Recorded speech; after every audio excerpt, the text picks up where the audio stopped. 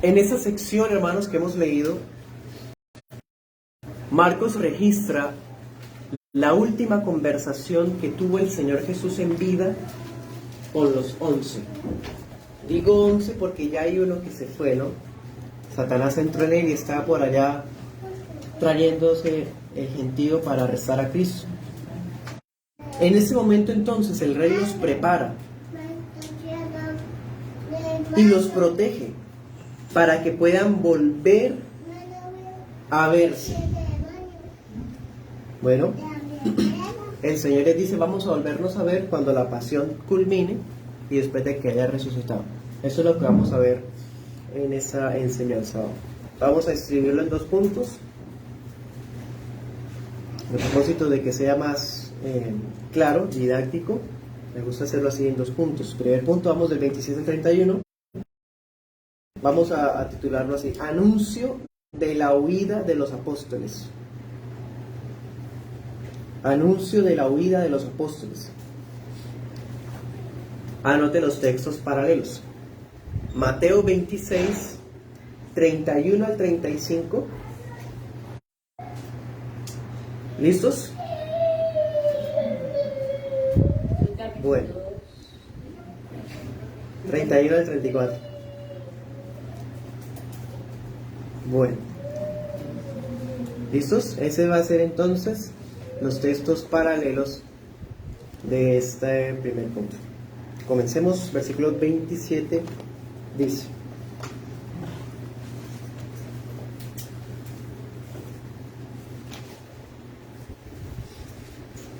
Entonces Jesús les dijo: todos se escandalizarán de mí esta noche.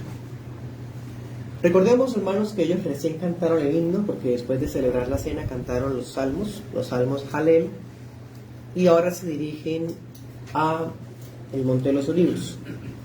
Parece que en el camino hacia allá esa conversación se llevó a cabo. El Señor predijo a los 11 que todos ellos se escandalizarían. ¿Sí? Esa expresión, escandalizarse, es compleja en español, porque uno se imagina escándalo como algo, un ruido callejero. Se vuelve a utilizar ese verbo escandalizar. Lo que ocurre es que en el griego esa palabra tiene otro significado. Tiene un significado con tropiezo, se asocia con tropezar. En Marcos 4:17, Marcos utiliza la misma palabra que está diciendo acá, escandalizarse, cuando habló de la parábola del sembrador. ¿Se acuerdan que había un terreno pedregoso que le cayó la semilla y que empezó a surgir y el sol la mató porque no tenía raíz? El Señor Jesús dijo: esa semilla representa a todos los que reciben con emoción la palabra y con entusiasmo, pero cuando llega la prueba, la tribulación, la persecución, salen corriendo y ya la semilla no da fruto. Es decir, el Señor está diciendo que por este momento los apóstoles iban a ser como el terreno pedregoso, porque apenas iba a llegar esa prueba, ellos iban a salir corriendo, se iban a escandalizar. ¿Ven? Eso es lo que significa esa expresión. Y ojo con esto: todos esa misma noche. En este capítulo el Señor ha predicho varias cosas a corto plazo. En el verso 27 dice: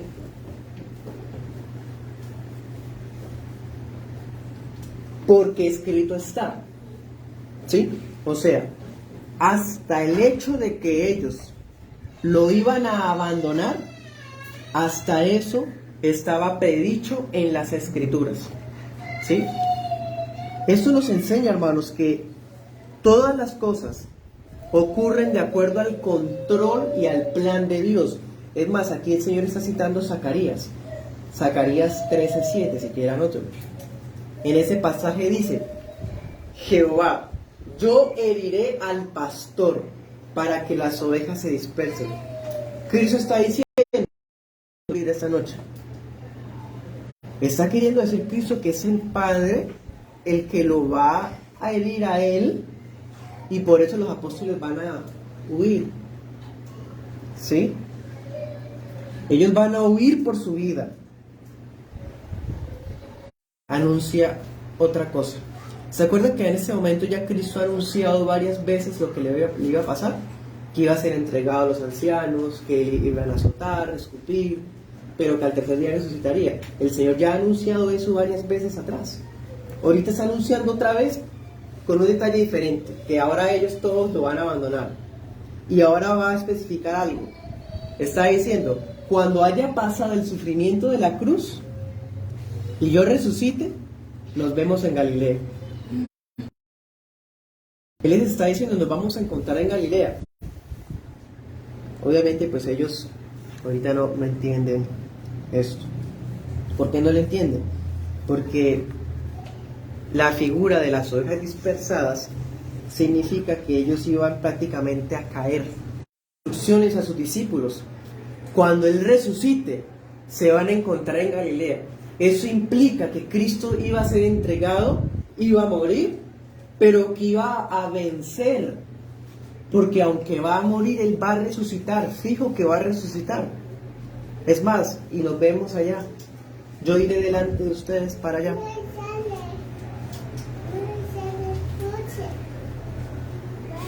El apóstol Juan en este momento añade una breve conversación entre Pedro y Jesús. Pedro le dice, Señor, ¿a dónde vas? Jesús le responde, a donde yo voy, tú no me puedes seguir ahora, pero me seguirás después, dice en la Nueva Biblia de las Américas. Y Lucas nos complementa contando otra parte de esta conversación. Hizo a Dios para poder tocar a los apóstoles. ¿Ven? Pero yo he rogado por ti, dice Cristo, para que tu fe no falle, y tú, una vez que hayas regresado, fortalece a tus hermanos. ¿Sí? Eso es lo bueno de leer los textos paralelos, ¿no? Para complementar bien la historia. Notemos esto, hermanos. El Señor está diciendo, ustedes me van a abandonar, pero también les dice, nos vemos en Galilea. No solamente implica que Él va a vencer, implica que Él, aunque sabe que los apóstoles lo van a abandonar, Él no los va a desechar. Él sigue siendo el pastor de ellos, Él sigue siendo el rey de ellos. Ellos se van a apartar, se van a dispersar, pero el Señor va a ir por ellos, Él los va a restaurar. Por eso les dice, nos vemos allá. Esa es la gracia, hermano, que a pesar de nuestras fallas, no nos desecha. Es más, en Lucas que acabamos de leer, Él había orado por ellos. ¿Cuántas veces para que Dios les preservara la fe? La fe, hermanos, es lo único que nos permite contactarnos con lo espiritual, con Dios. Si nuestra fe es lastimada y quitada, ¿qué sería de nosotros? Es imposible que nos sea quitada, porque es por la fe que somos hijos de Dios. Nuestra fe puede ser poca, pero nunca nos puede ser quitada. Nuestra fe puede tambalear, y dice Lucas, nos pueden zarandear. Satanás nos puede hacer así para debilitarnos, pero Jesús ora por nosotros para que nuestra fe no falle. ¿Ven? Orando por ellos, preservando su fe. Y más les dice, nos vemos en Galilea. ¿Qué significa? Que ellos todos van a llegar. Los 11 se van a dispersar. Vamos a ver que hasta un día todos están reunidos y Tomás ni está. Vemos que todos empiezan casi que vuelven a amadas ovejas, escogidas. Él garantizará que vuelvan a Él. Por eso, como pastor, Él va delante de ellos. Acuérdense de la figura de Jehová es mi pastor, nada me faltará. Él va delante de las ovejitas. Eso es lo que significa, yo iré delante de ustedes. O sea, el pastor fue herido, las ovejas dispersadas, pero volveré a recogerlas y voy a seguir yendo adelante de ustedes. Eso es lo que significa. Pero ahorita ellos no entienden. No entienden. Están velados y aparte de eso tienen un sueño profundo. Verso 29. Pero pasa algo, hermanos. Hay alguien que siempre es impulsivo. Siempre quiere llevar la delantera. Dice entonces, aunque todos se escandalicen, yo no. Dice en Mateo, yo nunca me escandalizaré. Dice en Juan, Señor, ¿por qué no te puedo seguir ahora? Mi vida pondré por ti. Por mi Señor. Señor, ¿cómo así que todos escandalizados? Ah, yo no. Yo no, Señor. Pero aunque es sincero, su emoción ahí es sincera, siempre a actuar así impulsivo e imprudente lleva atrás de él la palabra. ¿Se acuerdan la otra vez que Pedro fue impulsivo? Jesús tuvo que reprenderlo. Aquí está volviendo a ser impulsivo. Porque ¿qué está queriendo decir? Él dice, yo no me escandalizaré. ¿Y qué acaba de decir el Señor? Todos se escandalizarán porque escrito está. Y él todavía insiste que él no. Quiera entender. El Señor ya ha dicho que todo se va a cumplir. Hermano, y ninguna intención, ningún impulso humano puede anular lo que es lo que ya está decretado que pase. Nada puede cambiarlo, ninguna jactancia ni ninguna autoconfianza prevalece contra la soberanía de Dios. El hecho de que esté diciendo Cristo que no, que todos se van a escandalizar, todos se van a escandalizar por más hacer, ¿no? Muchas veces por más hacer. No se da cuenta de lo que implica lo que está diciendo. Por eso la respuesta de Cristo fue contundente, tuvo que cortarlo, hermano. El Señor, siempre que alguien actúa así, él le pone el freno en seco, dicen por acá. La otra vez que él dijo, apártate de mí, Satanás. Y aquí, ¿qué le está diciendo? Verso 30, ciertamente tú hoy, esta misma noche, me negarás 3 veces antes que el gallo haya cantado 2 veces. Freno en seco, hermano.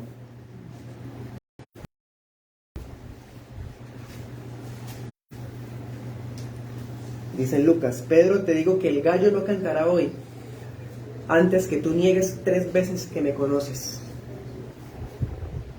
Esa expresión del gallo, no necesariamente es que un gallo canta, ¿no? Es una expresión que puede significar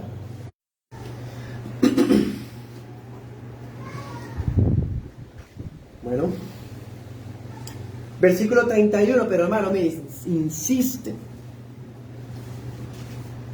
que él no va a negar al Señor, sino que está dispuesto a morir con él. Dice Lucas, Señor, dispuesto estoy a ir contigo no solo a la cárcel, sino también a la muerte.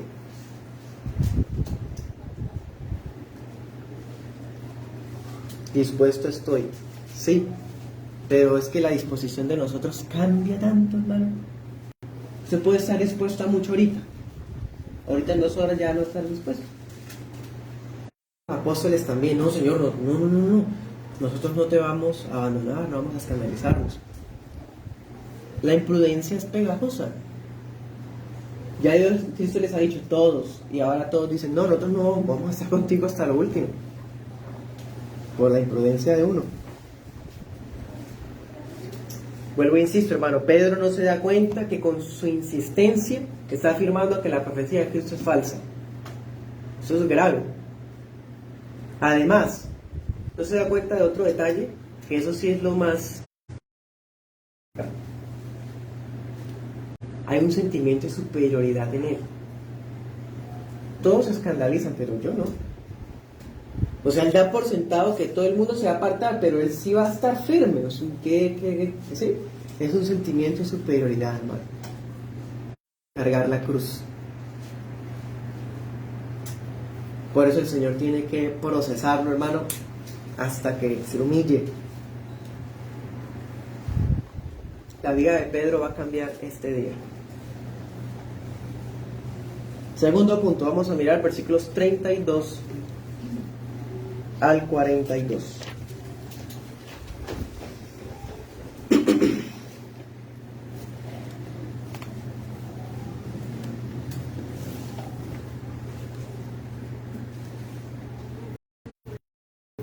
dice: vinieron pues a un lugar que se llama Getsemaní. Esa palabra aramea, Getsemaní, significa... Bueno, ellos van de camino, ocurre esa conversación. Es más, anote este versículo, Lucas 22, 35 al 38. Ahí Lucas dice otra cosa que hablaron. ¿Se acuerda que decía el Señor, ¿tienen espada? Sí, aquí tenemos dos, y que se dice basta. Bueno, esa conversación también se da ahí, en esa parte. Ellos siguen caminando y bueno, llegan ahora sí a Getsemaní. Segundo punto, la angustia en Getsemaní. Textos paralelos de este segundo punto están en Mateo 26, 36 al 46 y Lucas 22, 39. Y también puede mirar Juan 18, 2. Ahí dice que el Señor solía ir a ese lugar. Habitualmente el Señor iba ahí a Getsemaní. ¿Qué había pasado la semana pasada cuando estudiamos la escena? Cuando el Señor preparó, o bueno, mandó a Pedro y a Juan para que organizaran la Pascua. Nadie sabía el lugar, ¿no? Para que Judas no llegara y saboteara la cena. Judas sí sabe dónde queda, porque allá van muy seguido.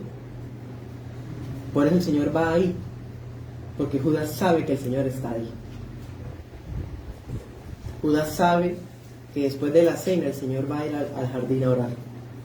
Celebrar la Pascua, pero sí sabe dónde va a orar en las noches cuando está en Jerusalén.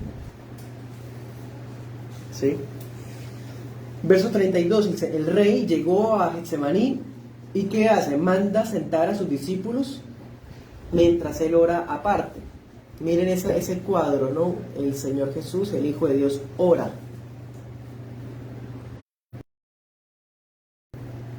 Versículo 33. ¿Y lleva consigo a quiénes? Nosotros el año pasado estudiamos los dos apóstoles, ¿no? Uno por uno. Y vimos que habían tres apóstoles principales. Cuando estudiamos a cada uno de ellos, ¿qué acaba de decir Pedro? Contigo, no solo la cárcel, sino hasta la muerte. ¿Y qué habían dicho Jacob y Juan una vez? El Señor se acuerda que les dijo: ustedes están dispuestos a tomar la copa que yo voy a tomar, a ser bautizados por el bautizo. ¿Y qué, se acuerdan qué dijeron ellos? Sí, podemos. Anótelo. Marcos 10:39. Estos tres apóstoles tienen en particular, los tres han dicho en distintas oportunidades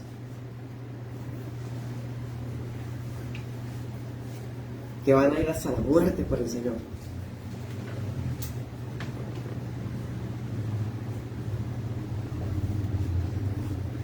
¿Cuál fue la última vez cuando el Señor llevó a estos mismos tres? Recuerden, atrás, en Marcos. En otra ocasión le llevó a los mismos tres en el monte de la transfiguración. Ellos tres habían visto a Jesús brillar como el sol, ¿se acuerdan? Y sus vestiduras emblanquecidas. Ellos lo vieron en su gloria divina. Y ahorita lo están viendo angustiado en toda su humanidad. Impresionante.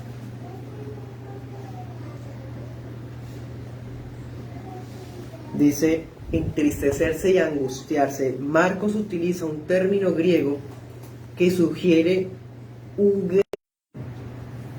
Porque es que él sí sabe lo que viene. Como Dios omnisciente sabe, pero como hombre nunca ha sentido eso. Está aterrado, hermano. El Señor Jesús.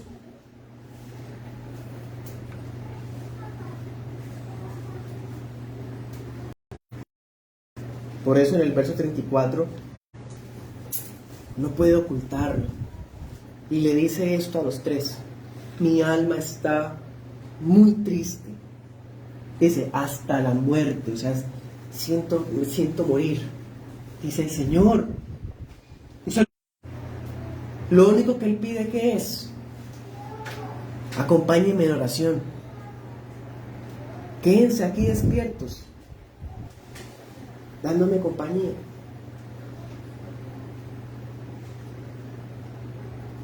Dice, velen. Otra vez hagamos un recordatorio. Esta escena tiene muchas cosas, como se han dado cuenta, que yo les digo, recuerda tal cosa, porque es que ya son las últimas palabras, hermanos. ¿Cuándo fue la última vez que Cristo dijo velen? Hace poco. Marcos 13, leámoslo. Ahí atrásito, en el capítulo anterior. Marcos 13:33. En el discurso escatológico del Monte de los Olivos. Marcos 13:33. Vendrá el Señor de la casa, sea al anochecer, o a la medianoche, o al canto del gallo, o a la mañana, para que cuando venga de repente no los halle durmiendo. Y lo que a ustedes digo, a todos les digo, velen. Eso lo estudiamos hace poco. Él les había dicho, velen. Y está diciendo las mismas palabras. ¿Qué significaban? ¿Se acuerdan? Estén alertas.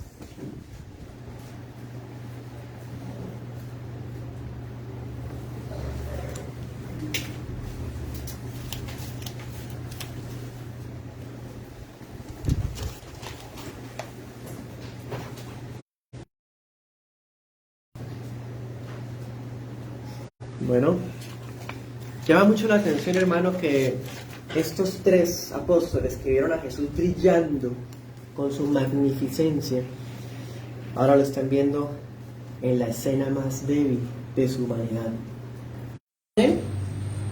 Los 11 estaban en Getsemaní. Luego tomó a los tres y dio unos pasos más hacia adelante. Los tres los dejó y dio otros pasos hacia adelante. ¿Sí? Dice, fue más adelante, se postró y oró. ¿Qué dijo? Abba, Padre, para ti todas las cosas son posibles. Aparta de mí esta copa, sino lo que tú quieras. Dice Lucas, él se apartó de ellos a distancia como de un tiro de piedra, dice Lucas.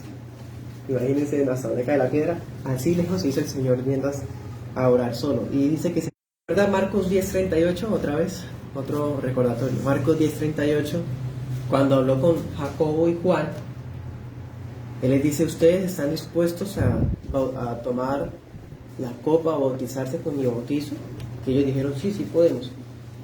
Esa expresión, copa, es una figura del Antiguo Testamento que simboliza la ira de Dios, simboliza la destrucción de Dios contra sus enemigos. Por eso él dice copa, porque el Señor Jesús sabe la copa de Dios, la copa que está reservada para la humanidad traidora, la copa que está reservada para los pecadores. Él se la va a tomar. Ahora miren el 35. Esto no significa que Jesús está pasando por un miedo pecaminoso. Marcos explica que si fuese posible pasase de él aquella hora. Eso significa la oración.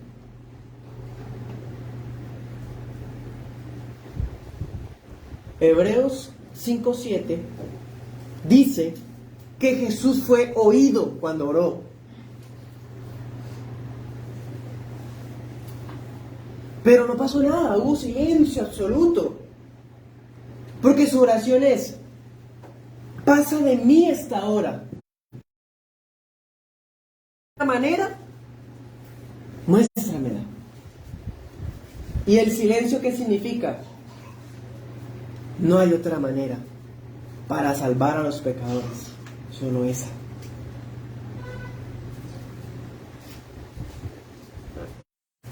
orando solo. Un ángel vino a fortalecerlo.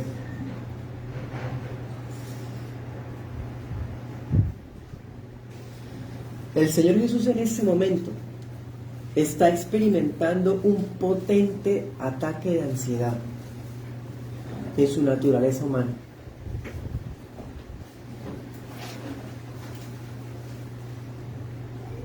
Él sabe que está a punto de comenzar a tener los sufrimientos predestinados. ¿Sabía que Lucas era médico? El otro evangelista, Lucas, es médico. Y en Lucas 22:44, Lucas añade un detalle que no lo dice otro evangelista, sino solo Lucas. Dice que Jesús estaba en agonía, ahí orando, y oraba más intensamente, y era su sudor como grandes pedacitos de la piel se rompen y empiezan como si estuviera sudando sangre. Esto le está pasando al Señor de lo aterrado que está. Y empieza a sudar sangre, hermanos.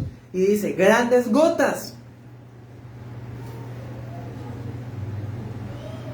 ¿Por qué el Señor se porta así? Si Él es Dios invencible, Rey de gloria, omnipotente. Pues hermanos, porque Él es Dios, pero es verdaderamente un hombre. Y como hombre, lo aterra lo que va a sentir. Porque Él sabe que no hay otra forma. Y lo más que va a pasar, se aterra, es por eso. Pero hermano, no, más bien corrijo eso último. ¿Sabe por qué? Porque el Señor no está sintiendo miedo del hombre. ¿Para qué sentimos eso o qué significa cuando sentimos eso? Queremos que eso pase rápido. Eso es, básicamente. La ansiedad es como ese deseo de que las cosas pasen ya rápido para salir de eso. Es como si el Señor estuviera deseando con todas sus fuerzas humanas que las horas pasen rápido. Dice, pasa en esta hora, y Marcos dijo, si pasase de aquella hora. Pasa en esta copa significa eso, que pase esta hora, o sea, que pase esto rápido. ¿Cuántas veces hemos sentido eso?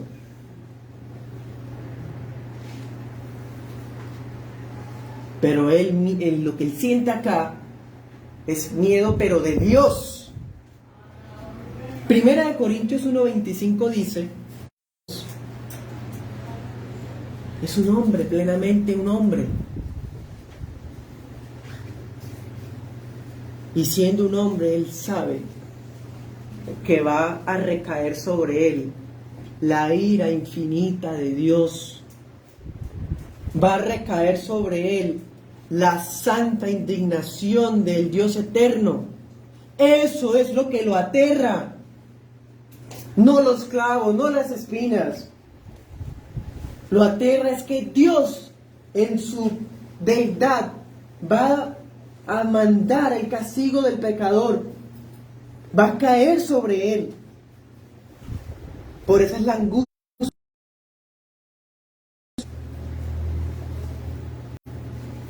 Dice Thomas Adams, un puritano del siglo XVII. Aquí pues tenemos la causa de su temor. Vio nuestra destrucción eterna. Vio, nos salvó. Cierro comillas.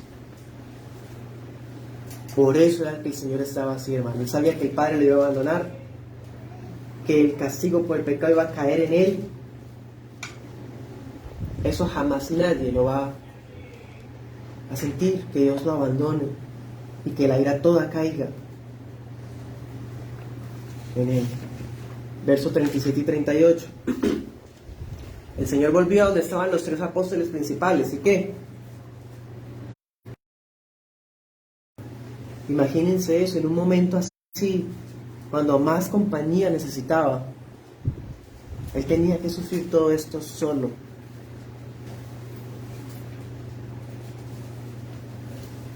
Le dijo a Pedro, Simón, ¿duermes? ¿No has podido?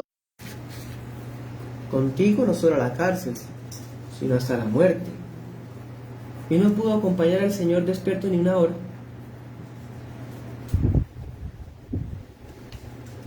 Así somos, hermanos. Versículo 39 y 40. El Señor volvió a orar solo otra vez, por segunda vez. Y cuando regresó, ¿qué? Otra vez estaba. Pero Marcos tiene como unos detalles, ¿no? Estaban cargados de sueño y no sabían qué responderle. Solo Marcos tiene ese detalle. La tristeza produce mucho sueño. El Señor va y ora, dice las mismas palabras, y cuando regresa otra vez están dormidos. Y les dice, ya pueden dormir. Ha llegado la hora en que el Hijo del Hombre va a ser entregado en manos de pecadores. Levántese, vamos. Se acerca el que me entrega.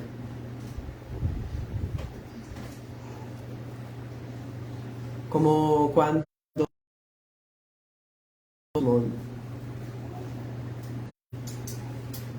y llega el momento, ya hay un alivio. Ya pasó el momento. Aquí vemos al Señor valiente. A pesar de que tiene sus vasitos y su piel está sensible, ya llegó la hora. Ha llegado el momento que estaba esperando, y lo recibe con brazos abiertos, da un paso adelante por ello. Llegó el momento, ya se van a escandalizar, voy a quedarme solo. Llegó el momento, el Mesías va a ser pasado por juicio, dice Isaías 53. Dice Daniel, el Mesías perdería la vida, mas no por sí. Dice Isaías 53, cargaría él el pecado de muchos. Llegó el momento. Y todo eso es las únicas obras que salvan son las obras que Jesús hizo por nosotros. Las únicas obras de obediencia que salvan al pecador son las que cumplió el Hijo de Dios en su perfecta sumisión. Se nos olvida que nuestras palabras son futiles, se las lleva el viento, son meras palabras. Por eso, todos tenemos disposición, sinceramente, así como ese Pedro que era sincero, pero estaba equivocadísimo. Debemos depositar nuestra disposición, es buena, es sincera, pero depositémosla en los manos de Dios, en vez de jactarnos, como hizo Pedro. En vez de jactarnos de lo que podemos hacer, lo que estamos dispuestos a hacer, porque eso es confianza en uno mismo, y eso nunca prospera. Es más, si a todos se escandalizarán, pero yo no, viene la prueba y no era cierto. El Señor humilla siempre a nuestro orgullo, hermanos. Por eso depositemos nuestra buena disposición, nuestro buen deseo de servirlo, de corazón, pero depositémoslo en sus manos, no nos jactemos de eso, porque no somos dueños del mañana, no somos dueños ni siquiera de nuestras reacciones.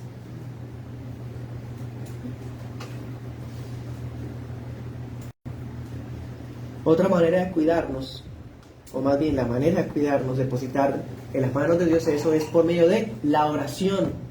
Oren para que no entren en tentación.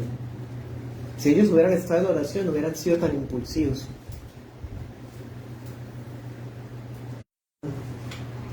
Pueden venir a refugiarse ante aquel que tomó su lugar en el Getsemaní. Él sufrió la ansiedad más terrible que puede existir. La ansiedad de nosotros que sentimos a veces, que sentimos que el mundo se acaba porque es ridícula comparada a Getsemaní. Acordémonos de la ansiedad del Señor allá en Getsemaní. Él tomó esa ansiedad de nosotros, la tomó para que nosotros pudiéramos orar a Dios. Jesús estaba allá y oraba, Padre, Abba, Padre.